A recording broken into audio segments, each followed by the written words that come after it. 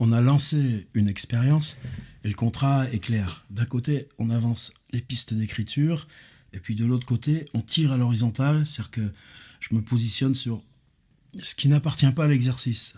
Pourquoi je l'ai choisi, comment je l'ai construit, comment j'ai pu le développer avec tel ou tel public. Juste une sorte d'introspection, quoi. Dire ce qui s'est passé pour moi, et puis à partir de ça, on engage la discussion. Ou telle et telle piste, parce que sur cet exercice, il y a des liens qui se font avec ça, ça ou ça, et puis c'est ça, on met en commun des ressources. Cette notion de commun, elle est belle pour ça. C'est pas du savoir vertical, en tout cas. Disons, à moins peut-être d'un privilège de l'ancienneté, parce que t'as essayé ci, t'as essayé ça, il y a telle année tu préférais faire ci comme ça, etc., etc. Bon, c'est clair, j'ai envie de le faire. Et on a des grands rendez-vous.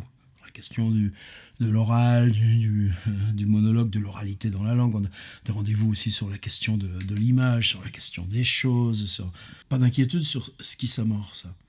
Et puis d'autres fois, il y a des petits glissements. Par exemple, là, cette semaine, c'est déjà notre discussion dans ce double guillemets formation de formateur qui a induit que j'ai lancé un exercice à partir de Ryoko Sekiguchi sur la nourriture, les usages, les pratiques de bouche, la même bouche qui dit les mots, et j'avais pas prévu de le faire, mais c'est né de cette discussion sur pourquoi justement ma réticence ou le fait que je l'ai pas fait ou pas beaucoup ou pas suffisamment, ou en tout cas je me suis jamais vraiment engagé là, alors que c'était une question liée au corps.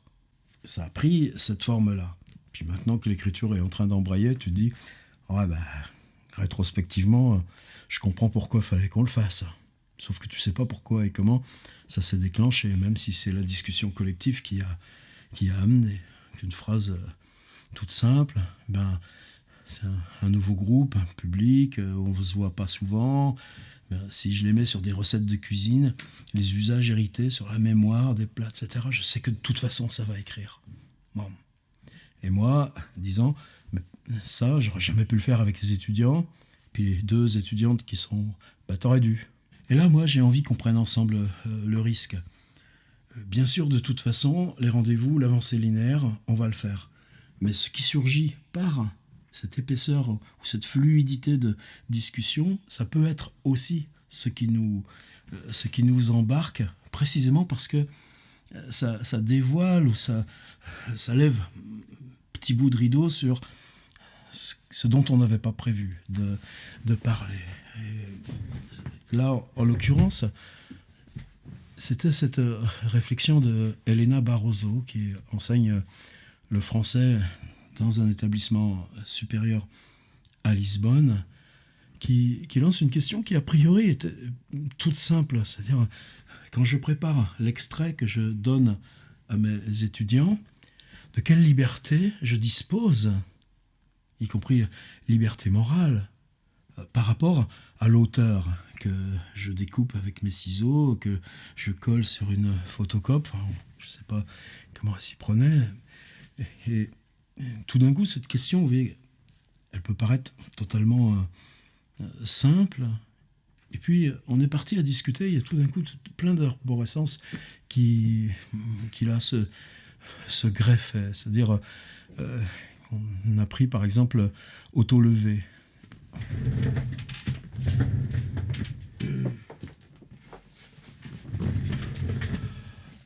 Je me souviens qu'on a évoqué autoportrait d'Édouard Levé. Ce que je propose aux étudiants, c'est évidemment une suite de petits passages pris ça et là. J'ai même dû mettre un temps des post-it, mais ils sont tombés. Et quand je sélectionne, j'étais amené à parler de ça. C'est-à-dire, est-ce que justement je ne vais pas contourner ou me censurer par rapport aux passages les plus évidemment liés à l'intimité d'Édouard Levé, et non pas parce que j'ai affaire à des jeunes étudiantes en lettres à Chambéry qui ont juste 18 ans.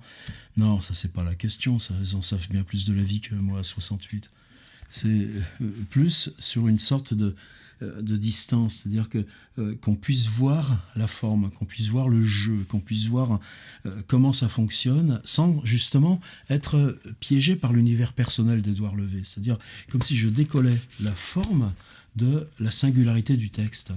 Et que ce décollage, comment je l'exécute, peut-être simplement en anticipant ce que je souhaite que cette forme aille travailler, non pas sur leur réel à elles, parce que là encore, elles ont la pleine liberté de faire ce qu'elles veulent avec leur part de réel, mais là où cette exploration du réel, sur la ville, sur le sujet, sur l'autre, sur les relations, sur le travail vers soi, sur l'appropriation de la langue, sur comment on utilise la langue pour la pousser aux limites, toute cette grille-là qui est permanente, eh bien, en quoi c'est des questions qui peuvent nous concerner, là encore, en commun, en retour du même mot. Donc avant que Elena mette la question là-dessus, j'étais pas vraiment entré dans la complexité qu'est ce geste apparemment simple, c'est-à-dire comme on faisait autrefois.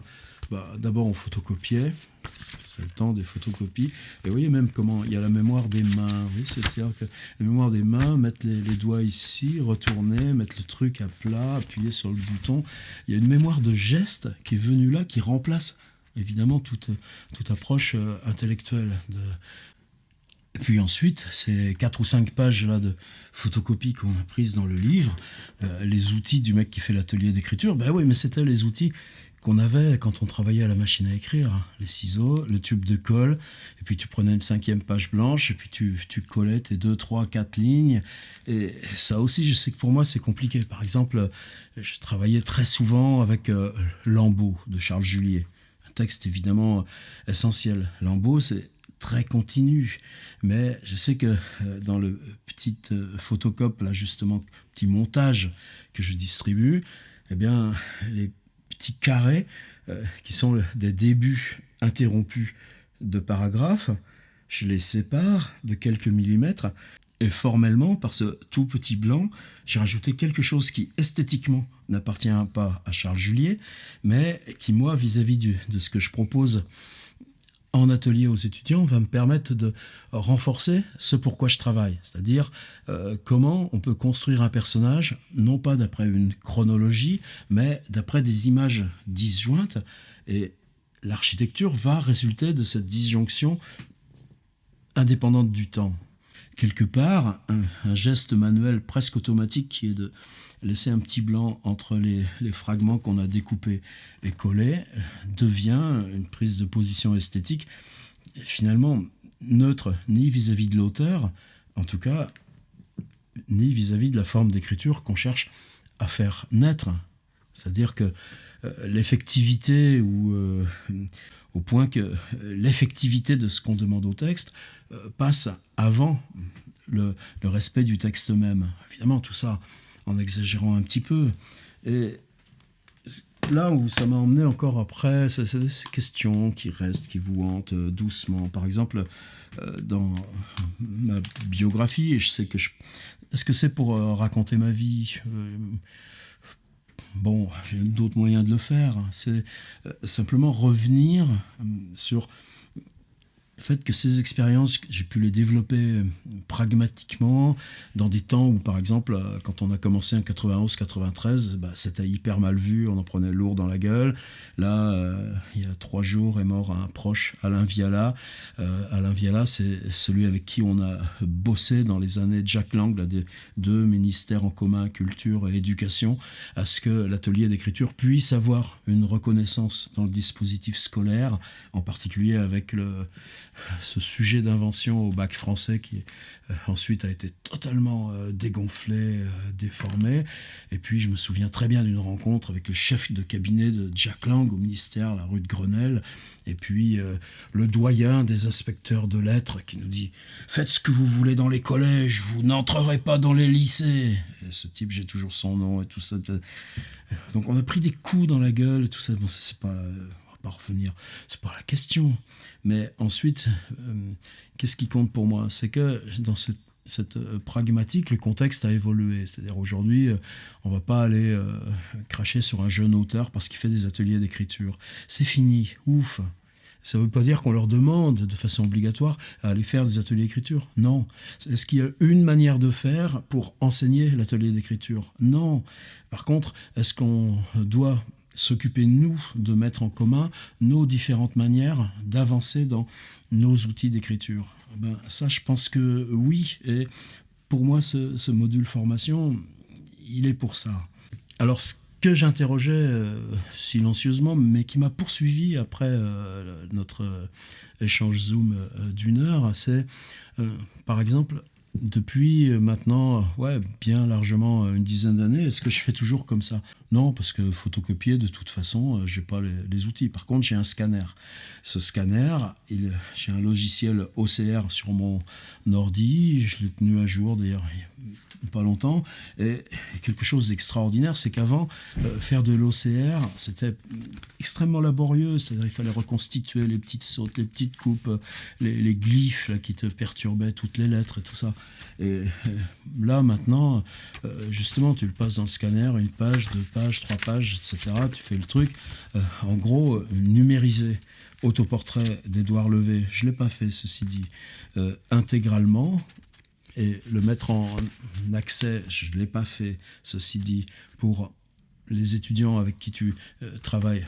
Ça, non, je ne l'ai pas fait parce que, par exemple, l'autoportrait d'Édouard Levé, quand j'étais à Cergy, ça voulait dire travailler avec la personne de la doc, la bibliothécaire, pour dire est-ce que tu as vérifié que Édouard Levé, bien sûr, on a œuvre, mais autoportrait, il faut qu'on l'ait aussi, etc., etc. Donc avoir une liste comme ça. Bon, tout ça, c'est basique, c'est des choses élémentaires pour nous. Mais justement, là, tout d'un coup, ça entrait dans cette autre phase, c'est-à-dire en quoi l'extrait que tu proposes, il n'a validité, ce qui est différent justement quand c'est usage personnel, parce que tu es bien conscient que toi, tu parles de tel livre, de tel livre, de tel livre, de tel livre. Ce que tu demandes à toutes les personnes avec qui tu es là, dans ce qui nous rassemble, dans ce commun de l'atelier, d'aller faire toutes ces lectures, d'aller procéder à tous ces achats. Non, par contre, si tu es dans une institution, bibliothèque, école d'art, université, etc., eh bien, là, entrer dans cette revendication qui est que toi, tu proposes l'extrait et qu'en même temps, l'étudiant qui veut aller plus loin s'assurer que dans son centre de doc, il puisse accéder au livre lui-même.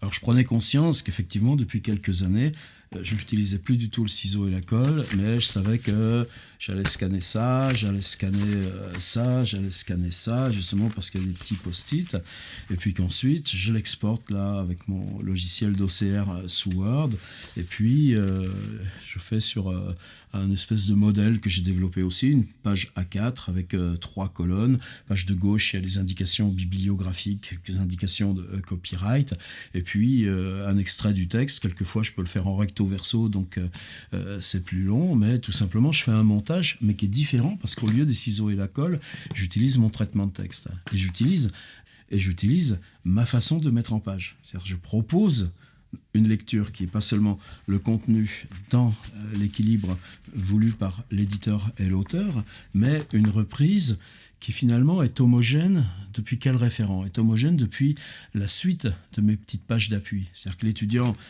pourra y entrer facilement parce que quand il a accès au petit PDF, soit qu'il le regarde sur son téléphone ou son laptop ou ce qu'il dispose en cours, mais que moi aussi, par exemple, qu'est-ce que je faisais à Cergy? Ces documents, je les ai, soit le livre et l'extrait, je les ai dans l'ordi. L'ordi, il est sur le Vidéoproche, et ça encore, c'est une autre façon. Est-ce que c'est lire de la même façon quand on remet un petit A4 photocopié, ou en tout cas tiré à 25 exemplaires depuis le montage qu'on a fait?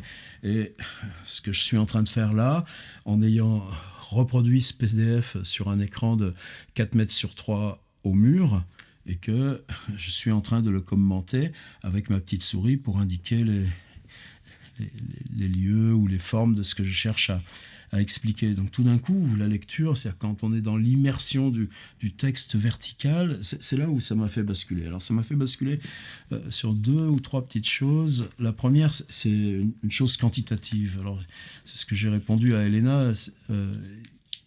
pour moi, ce dossier qui est celui que je mets à disposition là, pour toutes les personnes qui suivent l'atelier, c'est une sorte de ressource permanente. C'est une bibliothèque d'ateliers d'écriture qui a commencé de s'élaborer. Ouais, dans les premiers stages, ça devait être vers 2002-2004, c'est-à-dire bientôt 20 ans.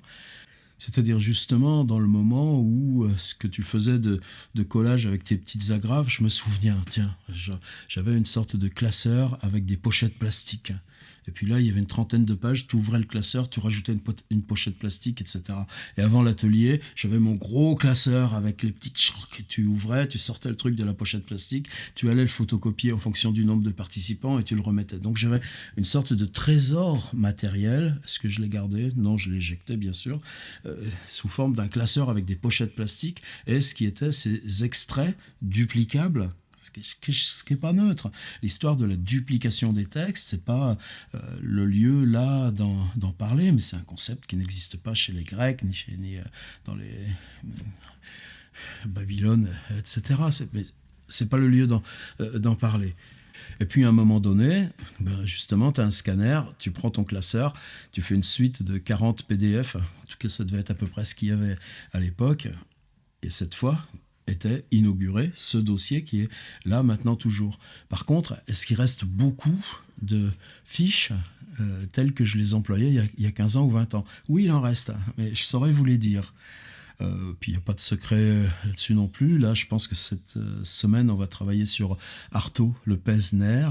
Je crois que le montage que j'ai fait ciseaux-colle et numérisé ensuite, je l'utilise toujours.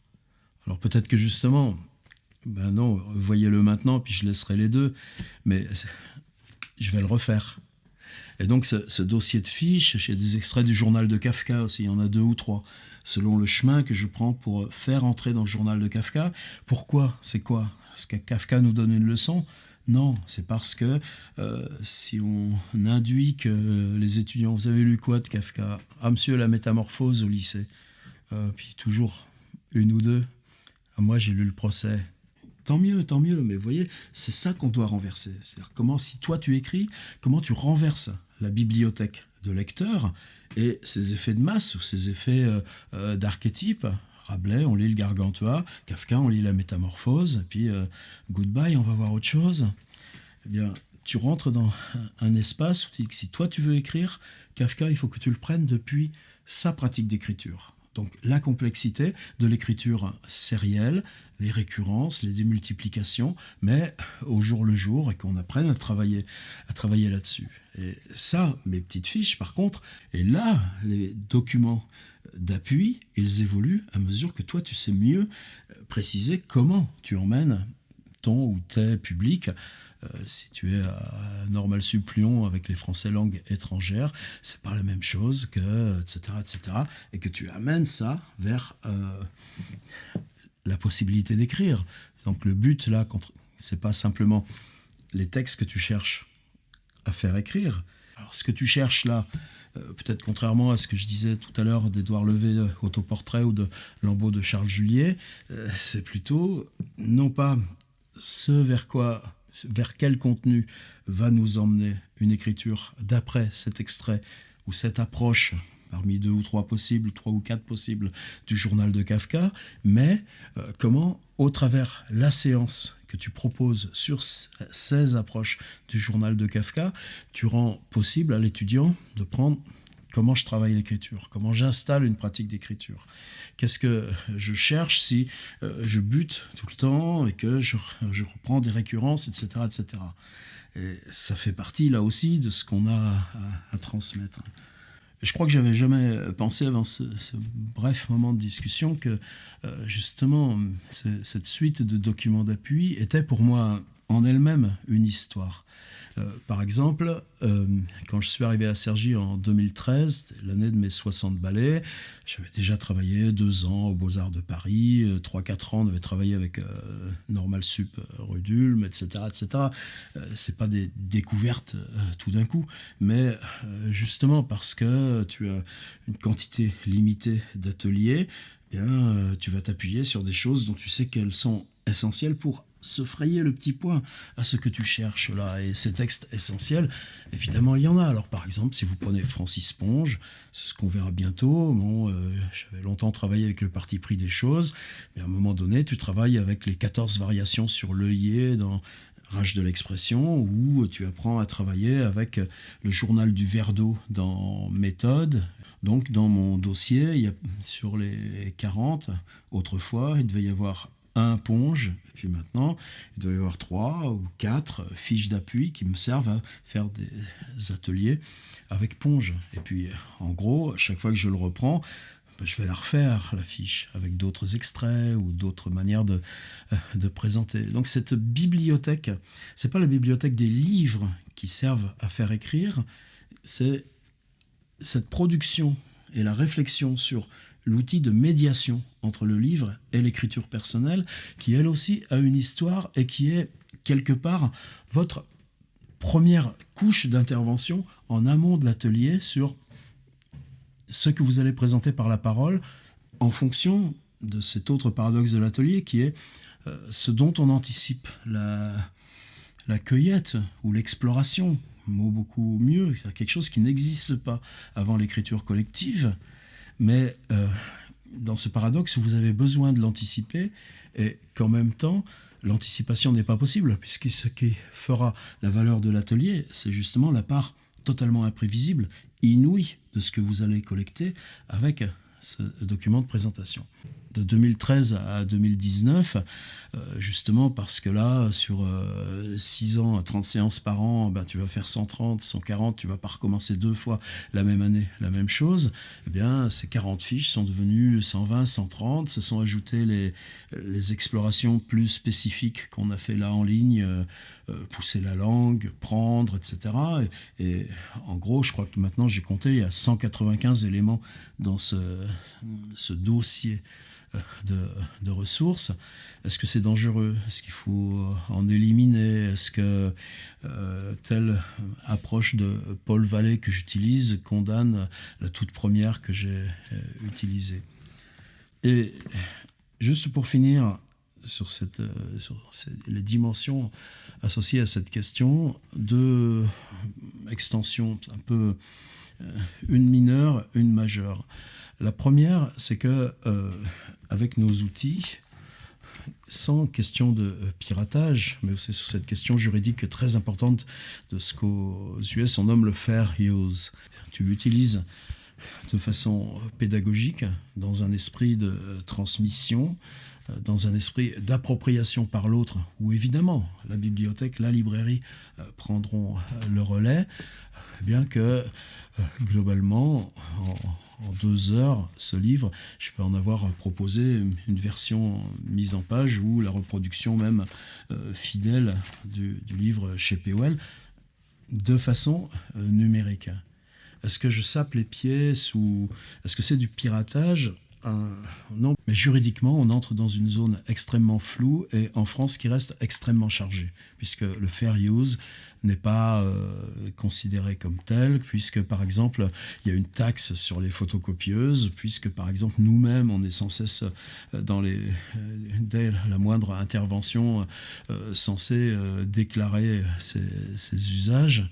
Et si vous partez à l'autre bout de la chaîne, un auteur dans mon genre, de temps en temps, sur tes comptes, tu vas trouver taxe sur la photocopie gérée par une usine à gaz qui s'appelle la Sofia. Et puis toi, tu vas toucher 15 balles, quoi. Donc, c'est comme le droit de prêt en bibliothèque. Qu'est-ce que tu touches au bout de la chaîne, toi, auteur? Que dalle. Donc, à un moment donné, le juridique, là, c'est lui qui est obsolète. Bon, ça, c'est la question où maintenant, j'ai plutôt tendance, justement, à dire ok, voilà mon montage, mais si vous voulez aller vous balader numériquement dans œuvres d'Édouard Levé, espace privé, les espaces privés, il y en a à Sciences Po, il y en a dans toutes les écoles d'architecture, de beaux-arts, etc. Donc même celle du ministère de la Culture, c'est dire, eh bien, on a un espace de ressources dans lequel chaque prof dépose ce dont il a besoin avec les étudiants, mais ça reste un contournement légal. C'est pas la question pour moi. La question, c'est que maintenant, j'ai tendance à prendre les 2 heures qu'il faut et accompagner mon petit extrait de la mise à disposition globale pour ceux qui veulent du livre en tant que tel. Mais surtout, c'est ça sur quoi je voulais finir, que si on déplie tout d'un coup cette question de support, entre la photocope, le montage, le livre entier, la version, est-ce que par exemple, j'avais évoqué ça dans le Zoom, la curiosité que c'est pour moi de voir que pas mal d'étudiants, bon, tu lis l'extrait proposé, et puis ensuite tu retournes la feuille, tu es sur la feuille blanche, et tu te sers de la feuille blanche pour écrire ton texte. Donc que le support, c'est-à-dire les mots de l'auteur, est-ce que tu les réécris ou pas? Non, tu les retournes, mais le texte vient mimétiquement presque, feuille contre feuille, ou sur l'envers de la feuille, recouvrir formellement la proposition de l'auteur, avec sans doute un mime, par exemple, de l'occupation graphique de la page. C'est pas neutre, c'est petit, mais c'est pas neutre. Mais là, je voyais un atelier par un ami de Bruxelles ce week-end. Bon, tant mieux, ces participants étaient en pleine forêt. Ils avaient tous une petite écritoire. Bon, mon copain Bergogneau, il travaille avec écritoire. Lovecraft travaillait avec écritoire. Mais c'était s'asseoir, poser l'écritoire, écrire à la main. Dans le monde, nos étudiants, ils écrivent où et comment. Il y a ceux qui ont les laptops. Bon, ça, le laptop, de plus en plus, c'est pas un problème. Les pratiques des étudiants en art, je fais plusieurs vidéos aussi là-dessus, celles qui écrivaient sur des petits sachets de thé pour que l'acidité du sachet de thé fasse que 10 jours après, l'écriture était disparue. C'est des pratiques légitimes.